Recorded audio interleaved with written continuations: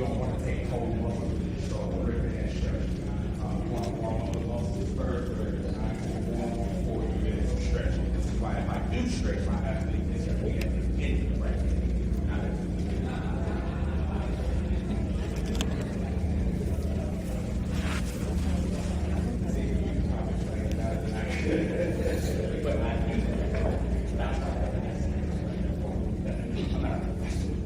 However, just getting the heart rate up and getting those muscles warmed up is going to be everything with your athlete. And when I do my warm-ups, I like to try to incorporate warm-ups that is going to help those athletes in tumble.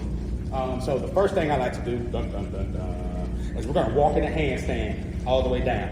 But now, this is how this works and how I tell my athletes also, right? So when we're in our handstand, the handstand does not count until your feet come together. I'm talking to them, but I'm talking to y'all at the same time.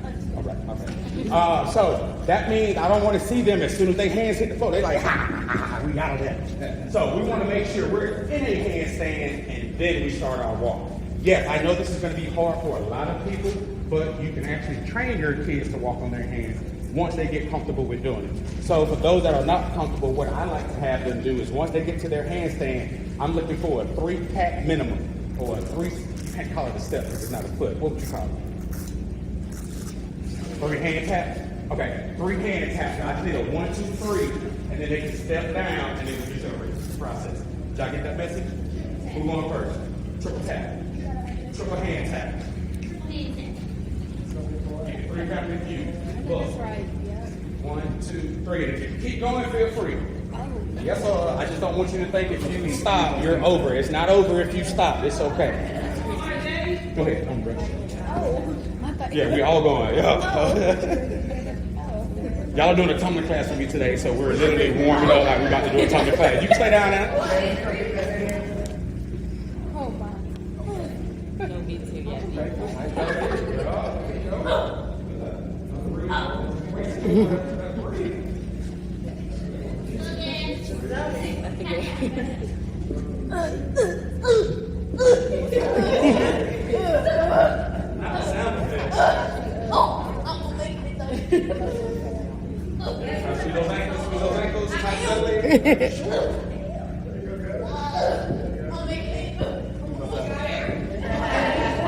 Those ankles.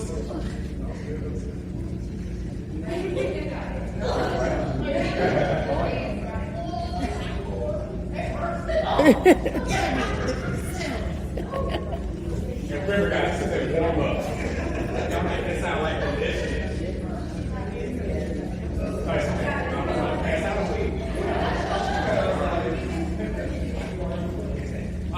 And I know I'm thinking most of y'all was in the last class. Before we even get started with our warm up, I do like to have my athletes hold handstands for 10 seconds.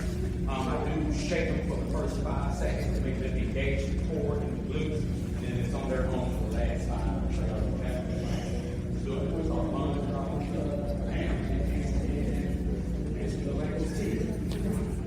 Squeeze up 7, 6, and then hike up 5, 4, 3, 2, and 7.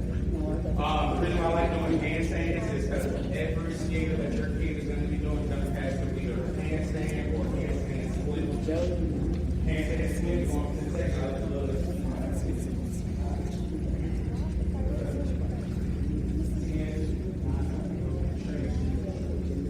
Yes, sir.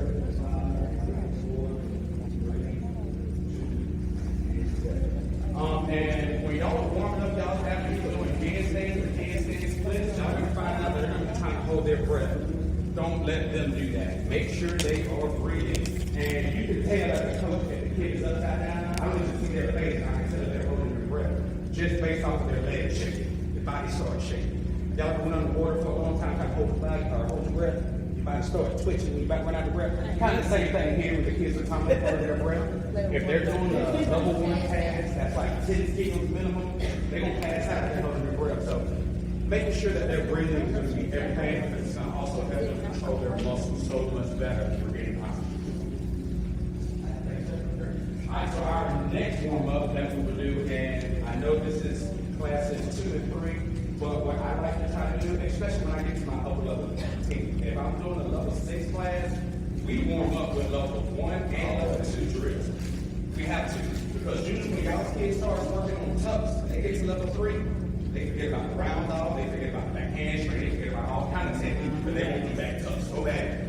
So this is why I incorporate these level 1 and level 2 warm-ups, so we can kind of cover our foundation before we get to single class, and we can skip out on the level 1 and level 2 skills. The next drill I would like to do is walking on our toes. The reason why I like doing these is because it's going to strengthen the ankles and it's going to help them with their balance. I have to do it when I do it because I don't want their knees to be. So they got to stay straight. And I need to go take the toes. I'll do that.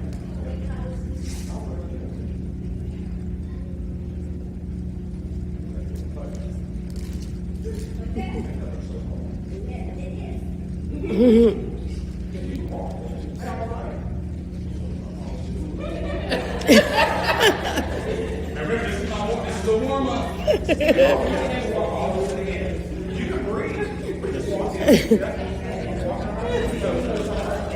I know baby.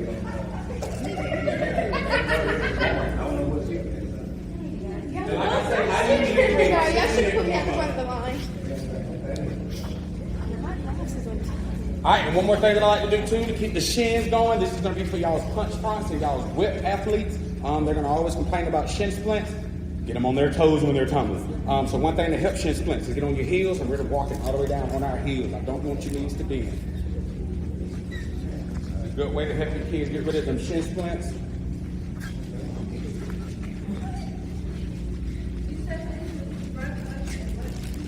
Whips. All of your punching skills.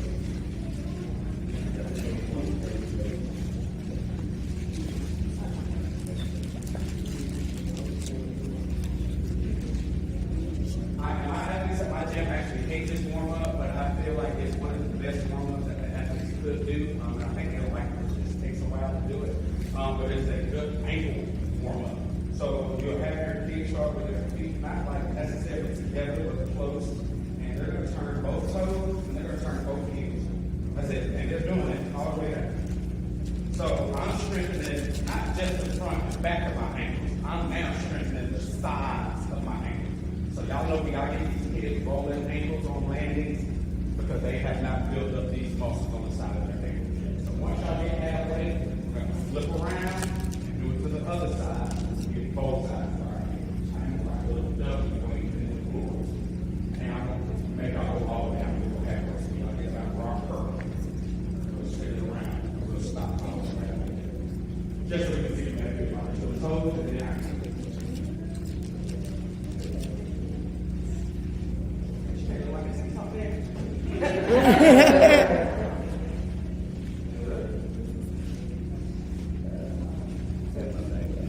Like I say, I think the kids may need for this. Feel like it takes them forever to complete it. I'll make them do this all the way down the panels and all the way back. But at the same point in time, it's helping with all of your punch skills. I can take you too.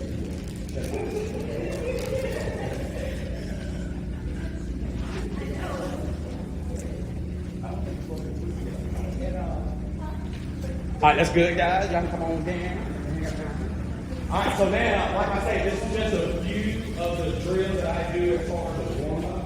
I do have tons more. We have time at the end. But right after we do our 10-minute warm-up is when we get into our tumbling. Now, when we get into our tumbling, let's say you got a class of 8 people. What I like to do is break that class of 8 up into groups to where I got a small group to manage and work with. That way it's going to be a little bit easier on my correction and a little bit easier on my eyes. But I would set up certain drills. Maybe if I got 8 people, I'll set up 3 different drills, and then we can break those kids up into groups of 3s, 2, however you do it. And then each drill is going to be doing something different for the body. So this one is 2 and 3, so we're going to start off with handstand, snap down, rebound. Everybody should know what these are. I'm hoping everybody is using these in their gym. I pray that they are. Know what handstand, snap down, rebound. You want to rock here with this thing?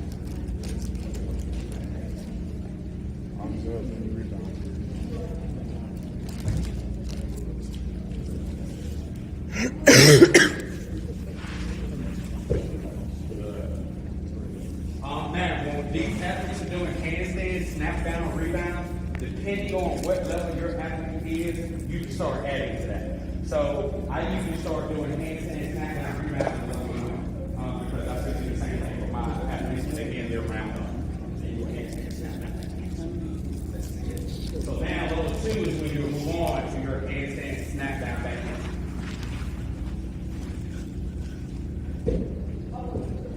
Wait, go away. That's all right. We'll try again.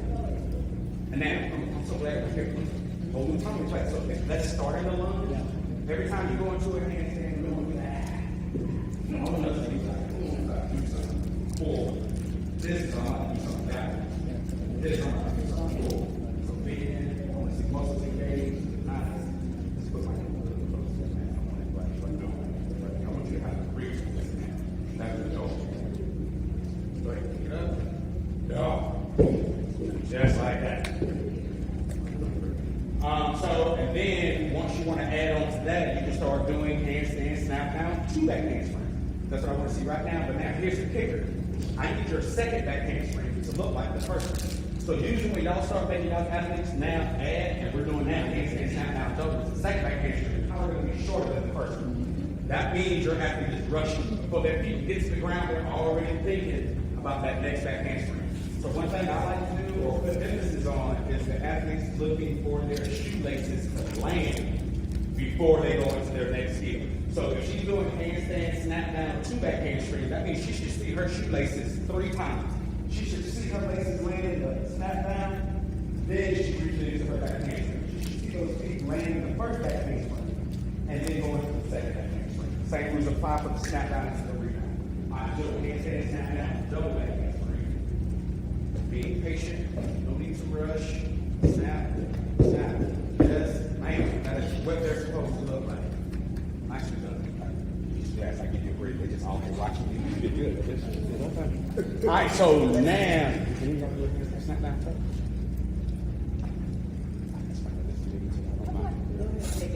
Well, go ahead and warm it up if you need to.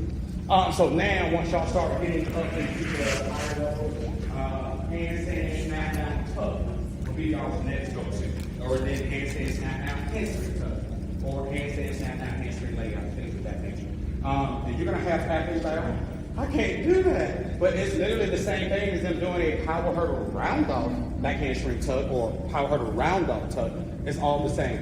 So what we're doing is targeting the snap down position, working on this handstand, snap down, back handstring. Trying to get her comfortable with putting the feet through to get her momentum to keep going backwards and not stopping, and her have to reset it to go back. So putting the toes through, so handstand, snap down, tug. Right here.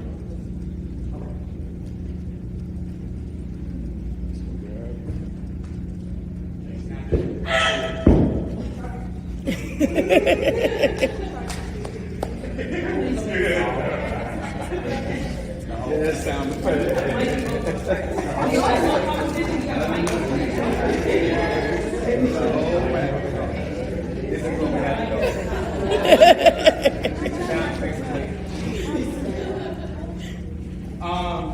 that would be one of my hamstring drills. One more of my hamstring drills that I like to do. Okay, we'll go. Big boy.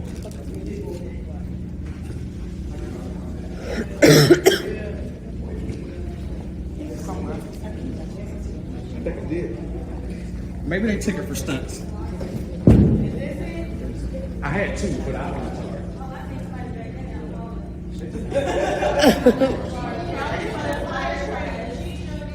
I'm sorry.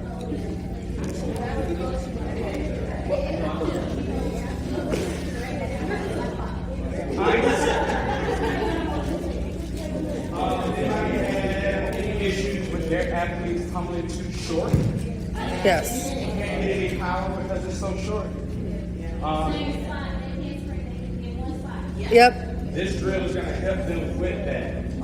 So, balls of your toes. I got to take your shoes off. I don't know how to explain it. These are going to be the balls of my toes that I'm referring to, not the heels. You do not set the athlete's balls of their toes. They automatically go to heels. I'm like, not what I meant, but okay, fair.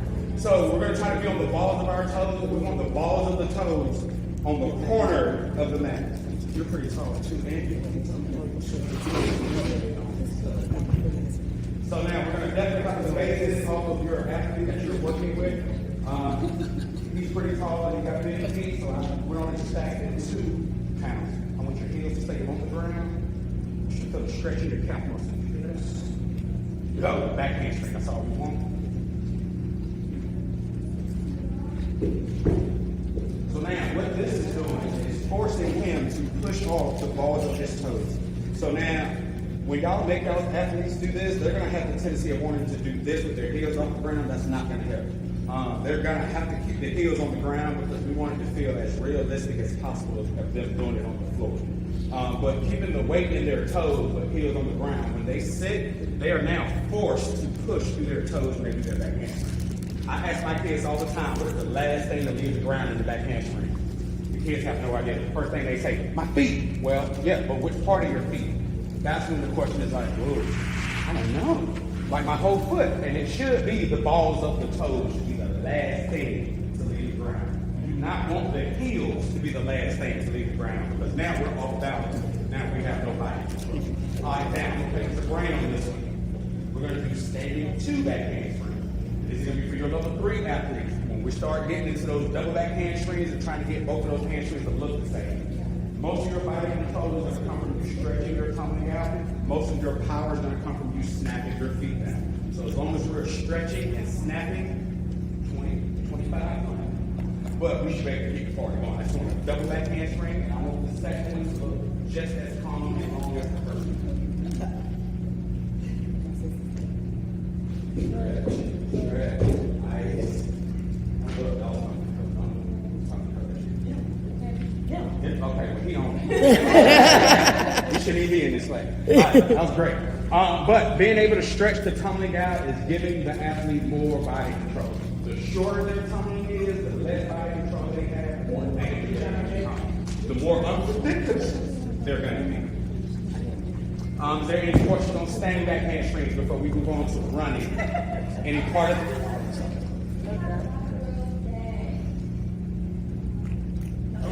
I do. They like to cheat. They like to go into it like they're doing a back hamstring, but it's like back off and snag out, but they're jumping. Okay. Anybody got a t-shirt?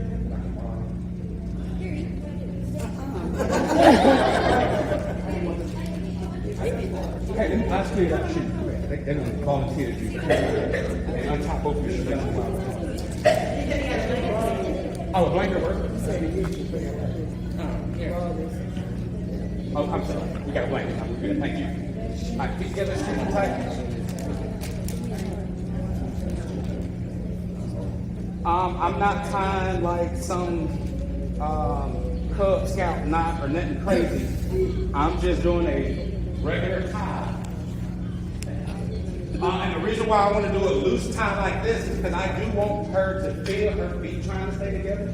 But at the same point in time, if her feet have to come apart, I still want her to be able to have that just in case it gets crazy upside down. And if you are a spotter, you're going to want that too because curveballs is not what we look for with spotting tumbling.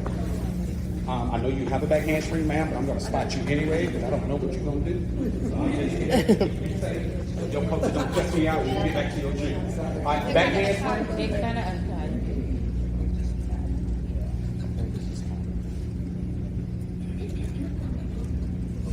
Turn into a Cub Scout now. All right, let's do it. Jump and pray. I'll do everything else. You can't even stick All right, now, I don't want you to quit that back hand. Take those hands and reach for the back hand. Sit and reach. Thank you. That's the back hand street. Would you say that's equivalent to the high hamstring that you had last time? Say it one more time. That's equivalent to the high hamstring. Yes, ma'am. Okay, what that's going to do is try to keep them from trying to leave that one leg. You might tie together, they might still do a little bit here, that didn't really happen. So now we're only doing this not to teach them the skill, but to teach them what their body should be feeling while doing the skill. So I wouldn't recommend doing it every single time. But if you're doing it for one class, I would make you pop 30 or 40 of them. with those feet together, or different drills just like that to kind of help them feel that you feel like even if they're just not doing that handspring, but doing a jump back to their back, but also keeping their feet tight. So many options. You can use cool noodles. I know I got a foam block in y'all gym. You can use foam block in this. Different things like that. Just make sure they're holding something. I got a question. Those are perfect. Yes. And I like the ones with the snaps because they can pop off pretty good. Those are great. I have a question. Yes, ma'am. For keeping arms straight And back handspring. Yep. Yes.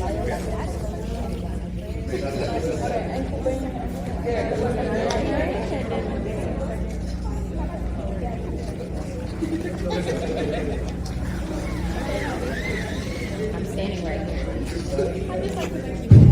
I really wish you could tell. Alright, the next thing I'm going to go over for the back handspring is to have, or one thing that's going to help your athlete keep their arms straight going into back handspring.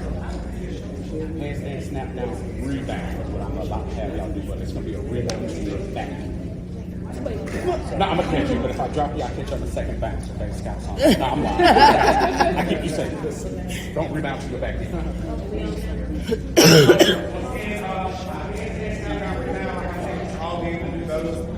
If y'all have like a roller in your gym, this will probably work the best. But I'm going to use myself in this position. So she's going to do a handstand, snap down, rebound, and she's going to land on her back. But what I'm trying to get her to put emphasis on is, you have to put your hand on the back, keep your feet on the ground. Bring your feet closer. I head in. I'm putting emphasis on her looking at her feet when she lands, and then picking her hands up. The reason why that is so important, ready to put your hands right now? Bring your head up. If her head is out like this, now her hands are heavier, which is making it harder for her to stand. Now she's leading with the head. Now her arms are going to bend before they even get to the floor. So I really want her to focus on looking at her shoelaces when she lands and snap down, and then pick her hands up and take her back for her rebound. So we're going to do a handstand, snap down, rebound, and lay on the back. Got your back. Just do it. Handstand, belly, snap. So the head did, that took off. So now her arms for the pin automatically, right? So that don't get it. All right. So now, as soon as you have to see your shoelaces, I want your hand take it back.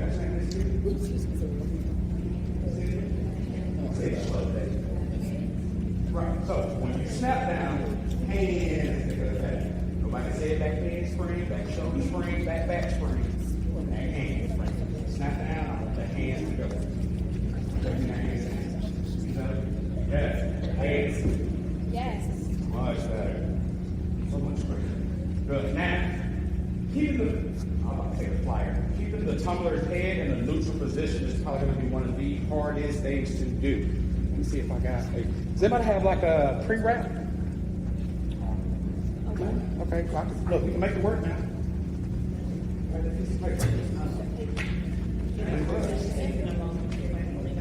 So now at my gym, I try to keep rows of pre-wrap just around at the gym for people doing standing tucks, standing back handspring, or whatever.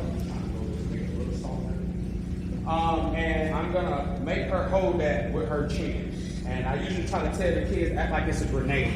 And if you drop the grenade, you're blowing everybody up. Man, I'm too cute. When you jump to that,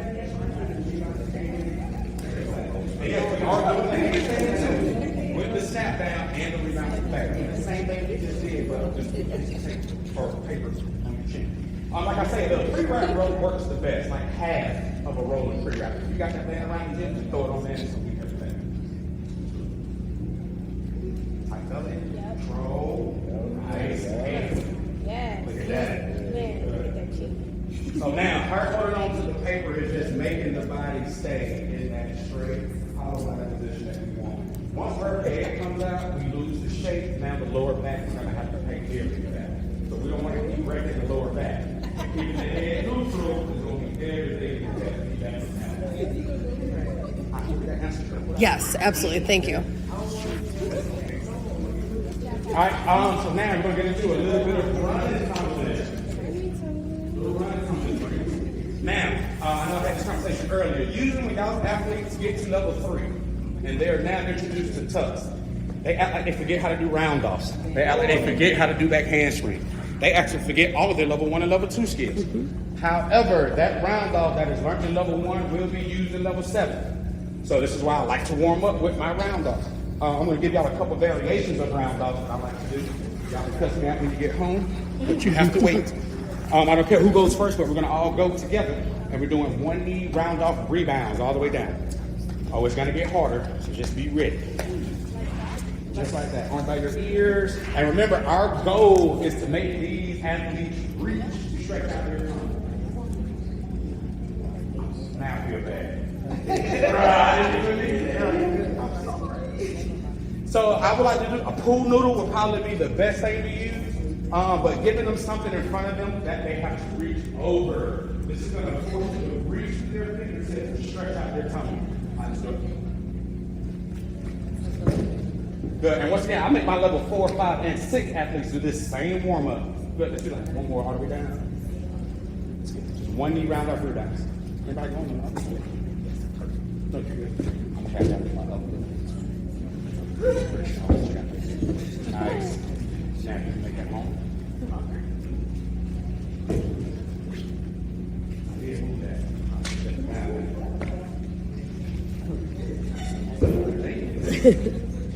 All right, that would be what you're good. You're good. Now my next variation. Both knees on the ground. We're going to try to do a power hurdle round off rebound off of both knees. However that makes sense in your brain, and then we'll fix it from there. Yes, sir. Get off the ground first. Yes, sir. Just like that. Do it again. I put pressure on him. He the coach, ain't he? Yeah, I had to put that pressure on him. He had to think about that for a minute. That was great. I now can wait. Don't go yet. Can you get your shoelaces on the ground first?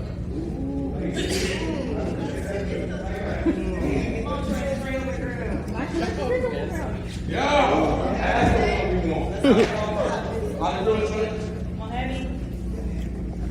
Yeah. Good, you warm up. Yeah.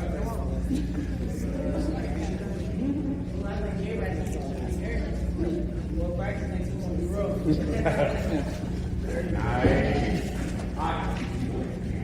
So now, the important part of that round off drill is having these athletes get their forms up, right? I don't know about y'all, but it stresses me out when these kids be running 100 miles an hour and they hit you with that.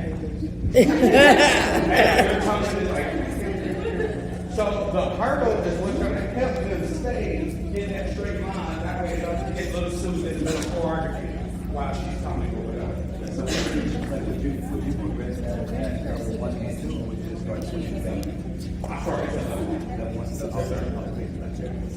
And the reason why, because I've had a lot of athletes in the past come to me, like if I'm teaching a level 2 class, and I got a kid that comes to me and say, hey, I just moved up to level 2 from level 1. Power it around up. And they're like, so now they step in or they're starting. I'm like, no, baby, I need a power hurdle. So this is definitely where I'm going to start with those. Okay, I have a little bit she just recently finally able to release it, so she can only can like a round out back handspring or back walk over back handspring. She can't do anything after. She gonna stop. Yeah, she gonna do 2. She only can do 2 things. If you put that 3rd thing, she gonna stop, pause, and then do. Is it mental or is it just maybe her not snapping her feet from you at the end of the second skill? Because usually, because her back handspring is perfect. right. Like, She landed with her chest up in that back handspring. Yeah. So yeah, that might be a mental thing. That's something that I would definitely start having her do like 2 skills and then a rebound to her back. Kind of start introducing that 3rd skill, and then maybe have her do the first 2 and then be there for that 3rd one. Just to kind of build the confidence and see if that's see if that helps. One more thing, or not one more. All right, so now I think all of our athletes do this starting in level 2. That's right. We're doing power hurdle round off rebound, half turn, round off rebound, half turn, round off rebound, half turn, round off. So I need 4 round offs, 3 pop turns, and 1 rebound.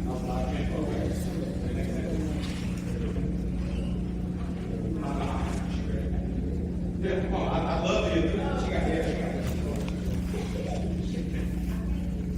okay, it's not.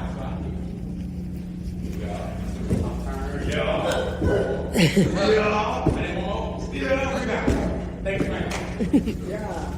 She stayed on the line the whole time. I'm sick of that. That's good body control. Oh, when you line that move. That's it. You're done. You know how they do shit.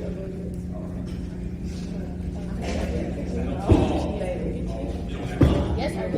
RJ. Yes. Yes. One more.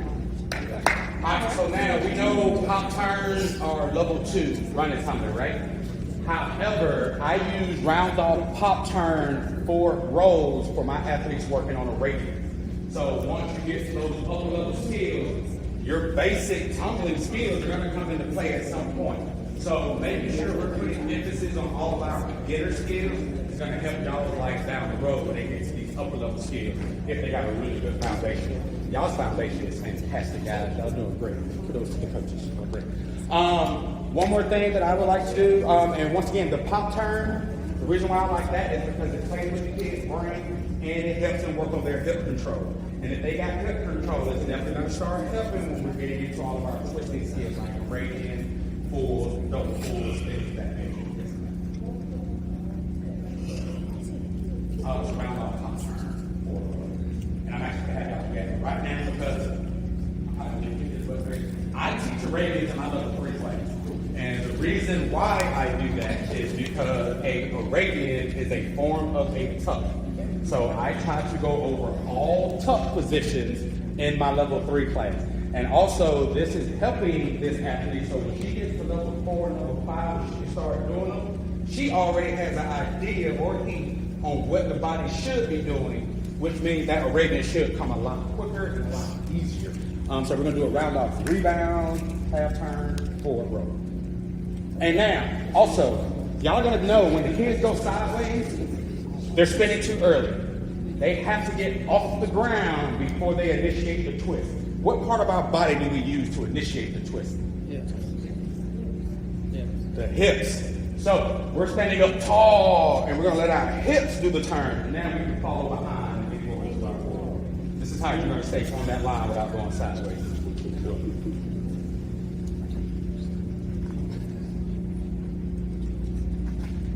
Stand up. Good. One more. No, first.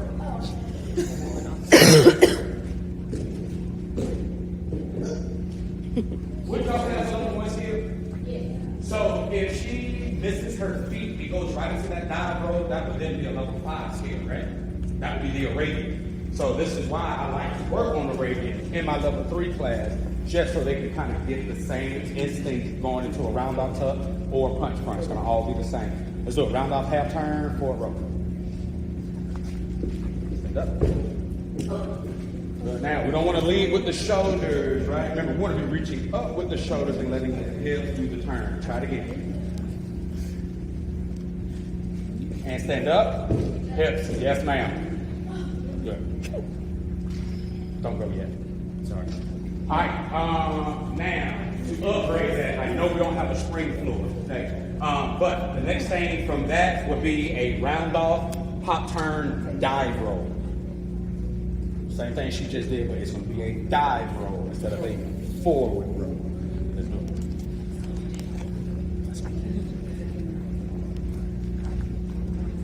Yep, work that. Keeping the chest up when we land. Now, that happens from spinning too early, right? So come back and try again. So now look, when we land our round up, we don't want to be turning. Now, if we get behind, now you don't know where to land. So remember, I want you to get off the ground first. Don't think about that dive roll after you landed your pop turn. You got time. Don't need to rush.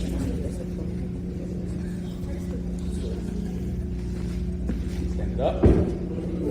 It's premature. It's all right. Bring it. Power hurdle, pop turn, dive roll. Stand up. Yes, ma'am. Good. Just like that. And now, when we're doing the radian, I know this is 2 and 3. We got to stay.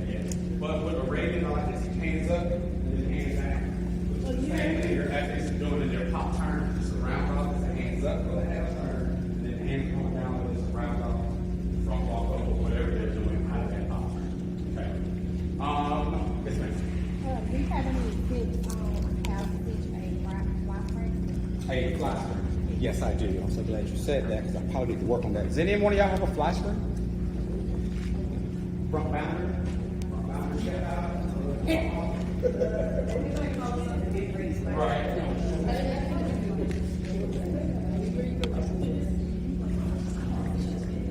Give it a try. I'll take a try. I'll take off. Give it a try. Pull it from. Yes. Look, only because you just did that again. So one thing that I like to have my kids focus on is the position they should be in with their hands hit the floor.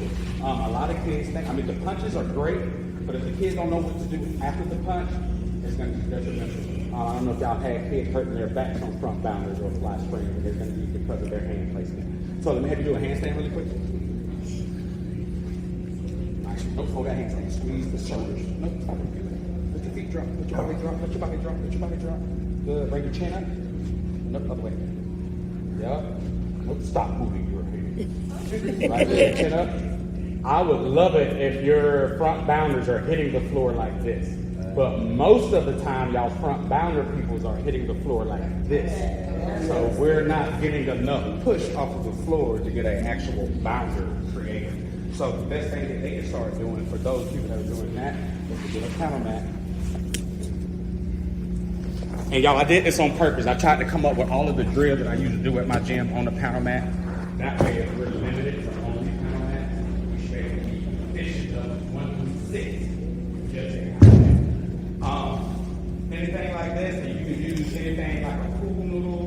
I don't know if y'all do gymnastics, if you got like a little preschool balance beam. Something that's going to be long and kind of put their eyes on something to have to reach over going into their tongue. We're going to try to do a front bounder over the panel mat. You're just reaching over the panel mat, do not touch it. And if you need to be a front handspring, I'm okay with that. Just get comfortable with it. Don't go crazy on it.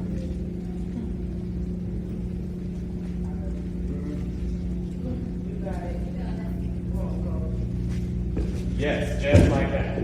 So now, I don't care how tall they are or how short they are. Now that there's something in front of them, it's going to force them to now reach out in front. And they might hit you with the, ooh, that was so much easier, but don't know why.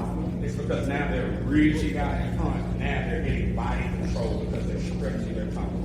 The only skill that I do not make my kids stretch out would be a back walk.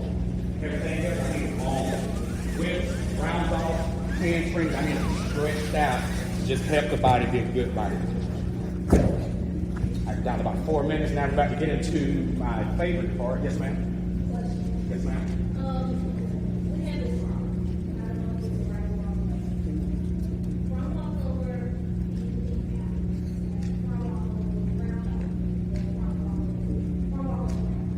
We have some that does this round off on a different foot and come out of that front walk. So they switch feet. Then we have some that doesn't switch, so it gets them off.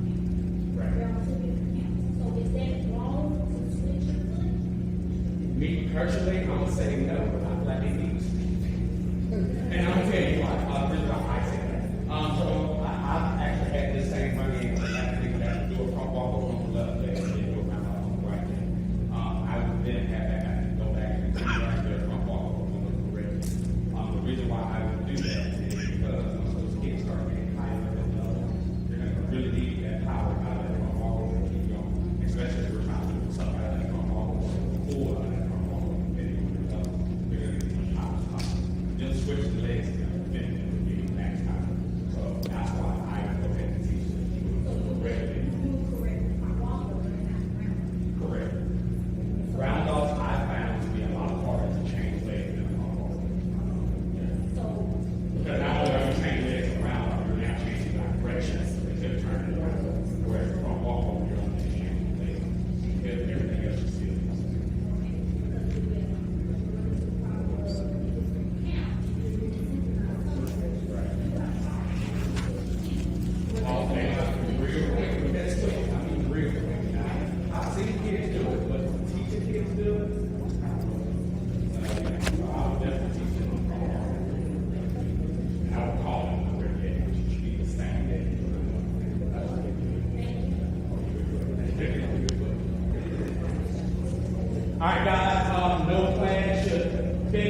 about conditioning. Conditioning is my favorite. Alright, so I like to do different conditioning methods. I like to do an animal conditioning, and you can use this as a conditioning or as a warm-up.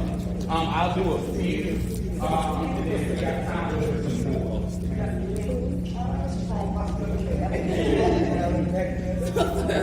Alright, the first thing we'll do is we'll do a seal walk, right? Have you all done seal walks tonight at the gym? I make my athletes seal. Just lay this on the floor, they're using their hands. So walk like a seal all the way down.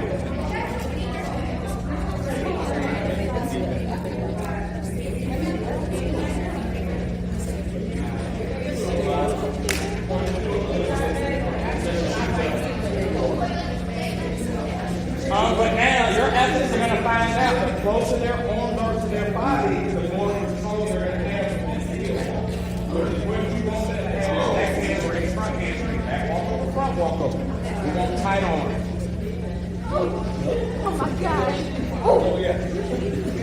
Man, that is- why are those legs that hard? That was on purpose tomorrow?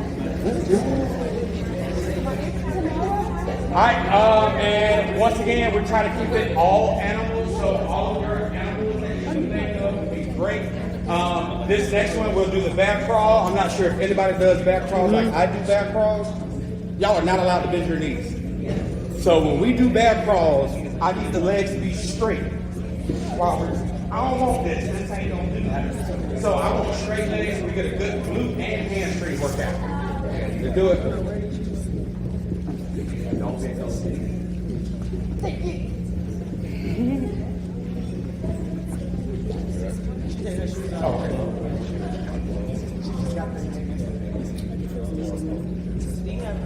Alright, next one, I guess it's not an animal, but more of an insect. We're going to call it the inchworm. So we're going to make sure our kids touch their both feet with their hands, and they're coming from their feet, and they're walking all the way out as far as they can. And then with straight legs, we're walking our body back to our hands. I'm not flexible, so I'm not doing that good. Alright, we're going to call these inchworms, and we're doing this all the way down. With straight legs, just like that, you get those hands up.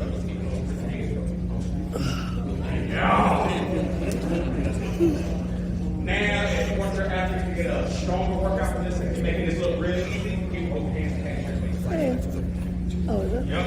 Now, trying to get them all the way to the hands. Yes, sir. I've already sent the videos to the girl with first class. I was like, use this. Watch it. These girls are going to hate shit out of us. Nicely done. Because they got some real good things that we're not going to be happy with. Yeah. Because I've done some of this stuff on Tuesday. I got girls to keep like Sam and Sage and others.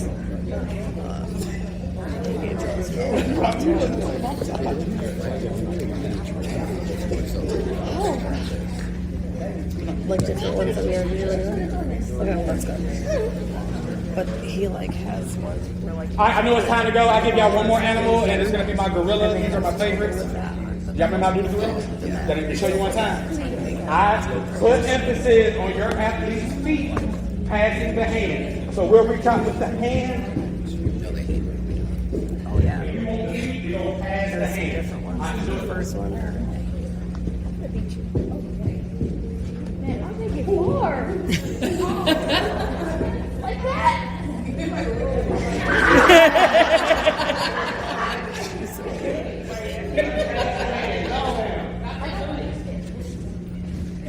Now you put that.